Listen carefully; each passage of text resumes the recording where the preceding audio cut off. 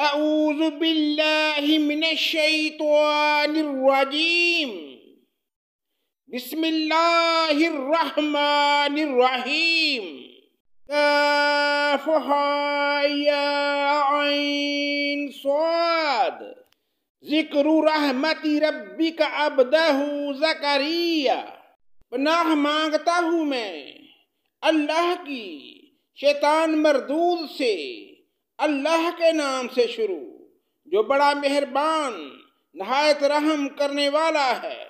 کافہا یا عین صاد، یہ ہے تیرے پروردگار کی اس مہربانی کا ذکر جو اس نے اپنے بندے زکریا پر کی تھی۔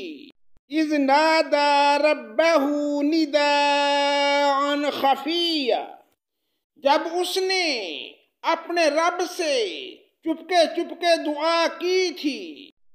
قال رب انی وہن العظم منی واشتعل الرأس شیئا ولم اکن بدعائک رب شقیا، کہ اے میرے پروردگار میری ہڈیاں کمزور ہو گئی ہیں اور سر بڑھاپے کی وجہ سے بڑک اٹھا ہے، لیکن میں کبھی بھی تجھ سے دعا کر کے محروم نہیں رہا۔ وَإِنِّي خِفْتُ مَوَالِيَ مِن وَرَائِي كَانَتِ امْرَأَتِي عَاقِرًا فَهَبْ لِي مِن لَّدُنكَ وَلِيًّا، مجھے مرنے کے بعد اپنے قرابت داروں کا ڈر ہے، میری بیوی بھی بانجھ ہے، بس تو مجھے اپنے پاس سے وارث عطا فرما۔ یرثنی ویرث من آل یعقوب واجعلہ ربی رضیا، جو میرا بھی وارث ہو اور یعقوب کے خاندان کا بھی جانشین، اور میرے رب تو اسے مقبول بندہ بنا لے۔ یا زکریا انا نبشرک بغلام اسمہ یحیی لم نجعل له من قبل سمیا، اے زکریا ہم تجھے ایک بچے کی خوشخبری دیتے ہیں جس کا نام یحییٰ ہے، ہم نے اس سے پہلے اس کا ہم نام بھی کسی کو نہیں کیا۔ قال رب انا یکون لی غلام وکانت امرأتی عاقرا وقد بلغت من الکبر عتیا، زکریا کہنے لگے میرے رب میرے ہاں لڑکا کیسے ہوگا جبکہ میری بیوی بھانج اور میں خود بڑھاپے کے انتہائی ضعف کو پہنچ چکا ہوں۔ قال كذلك قال ربك وعلي حين وقد خلقتك من قبل ولم تك شيئا، ارشاد ہوا کہ وعدہ اسی طرح ہو چکا، تیرے رب نے فرما دیا کہ مجھ پر تو یہ بالکل آسان ہے، اور تو خود جب کچھ نہ تھا میں تجھے پیدا کر چکا ہوں۔